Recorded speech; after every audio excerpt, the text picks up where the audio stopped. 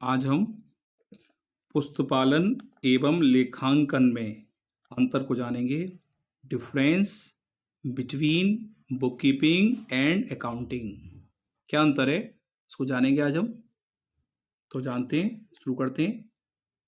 ये मैंने 3 भागों में लिखा है। अंतर का आधार, पुस्तपालन के बारे में यहाँ अंतर बताऊंगा आपको, और फिर लेखांकन में, और ये उनका अंतर का आधार है। तो पहला बिंदु लेते हैं अंतर के आधार का, विषय सामग्री, यानी कि इसमें क्या विषय शामिल किया जाता है। तो पुस्तपालन में क्या किया जाता है, प्रारंभिक लेखिकी पुस्तकों में लेखा करना, खतौनी करना व उनके योग व शेष निकालना, ये सब पुस्तपालन में किया जाता है। और लेखांकन में क्या किया जाता है, इसमें प्रारंभिक लेखिकी पुस्तकों में लिखे लेन देनों की जांच करना, खतौनी करना व तलपट बनाकर शेष व योग की जांच करना आता है।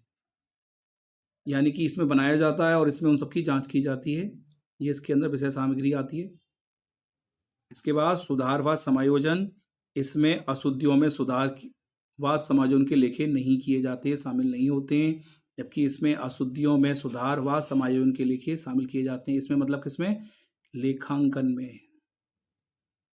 और यहाँ समय या अवधि कितनी लगती है इसमें रोजाना के लेन देनों को नियमानुसार और क्रमबद्ध लिखा जाता है, क्रम से लिखा जाता है। यानी कि 1 दिन की अवधि होती है, मान लीजिए आप। जबकि किसी भी व्यापारिक संस्था के लिए या व्यापारी के लिए प्राय अंतिम खाते, यानी कि जो व्यापार खाता, लावानी खाता, आर्थिक चिट्ठा है, ये वर्ष के अंत में तैयार किए जाते हैं। चौथा बिंदु है अंतर का, अंतिम लेखा।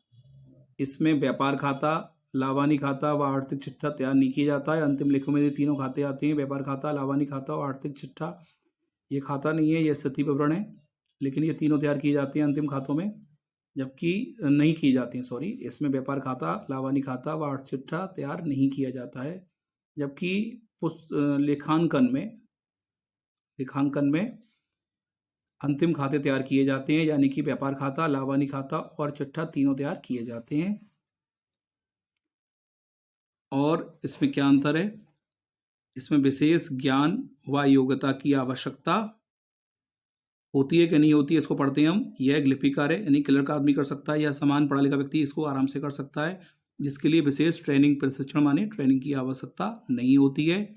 जबकि लेखांकन जो है, अकाउंटिंग जो है, यह तकनीकी का कार्य है, जिसे करने के लिए विशेष प्रशिक्षण की आवश्यकता होती है। व्यक्ति अकाउंटेंट की ट्रेनिंग लेता है, और इससे भी बड़ी ऊपर सीए, जो कि चार्टर्ड अकाउंटेंट होता है, वो भी इस कार्य को देखता है या इस कार्य को चेक भी करता है।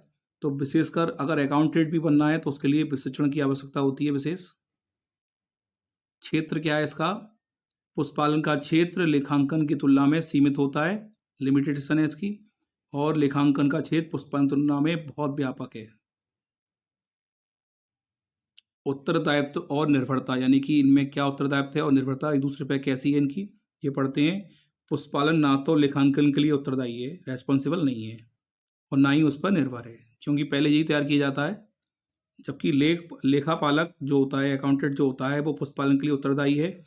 उत्तरदायी इसलिए है क्योंकि उसका काम है चेक करना। तो अगर वो चेक करता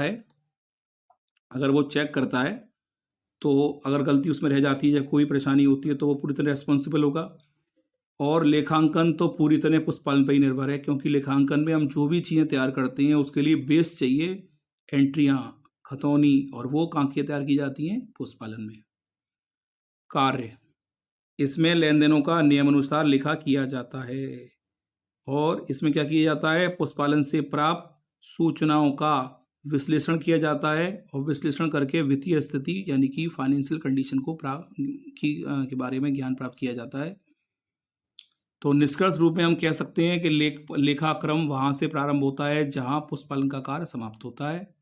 इस प्रकार आज की क्लास में हमने अंतर जाना है, difference between book keeping and accounting, यानी कि पुस्तपालन और लेखांकन में अंतर जानिए। कि पुस्तपालन के अंतर्गत हम खतौनी करते हैं, रोजाना की एंट्रियां करते हैं और शेष निकालने का काम करते हैं, और इनमें सबकी जांच की जाती है। इसमें अशुद्धियों के लेखे नहीं किए जाते हैं, जबकि इसमें अशुद्धि और समायोजन के लेखे किए जाते हैं। इसकी अवधि 1 दिन की होती है। इसकी अवधि सामान्यतः 1 वर्ष के अंत में तैयार की जाती है, वित्तीय वर्ष होता है। इसमें अंतिम खाते तैयार नहीं किए जाते हैं, इसमें अंतिम खाते तैयार किए जाते हैं। और इसमें विशेष ट्रेनिंग की आवश्यकता नहीं है। इसमें विशेष ट्रेनिंग की आवश्यकता है। इसका छेद छोटा है, सीमित है, इसका छेद बड़ा है, व्यापक है। और पुष्पालन ना तो लेखाकर्म के लिए उत्तरदायी है, ना उस पर निर्भर है, जबकि ये उत्तरदायी भी कहलाता है लेखपालक, और वो उस पर निर्भर भी है पुष्पालन पर। इसका कार्य क्या है? नियमानुसार लेखा करना है, जबकि इसका कार्य विश्लेषण करके वित्तीय स्थिति को जानना है। आप चैनल को सब्सक्राइब कर लीजिए, जिससे कि आपको नए जो मैं लेसन तैयार करूं वो आसानी से प्राप्त हो सके। Thank you.